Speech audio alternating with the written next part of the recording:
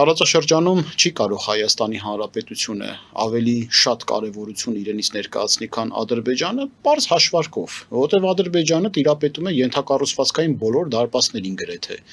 Իսկ Հայաստանի Հանրապետության միակ դարպասը, Սյունիքը, Մեղրին,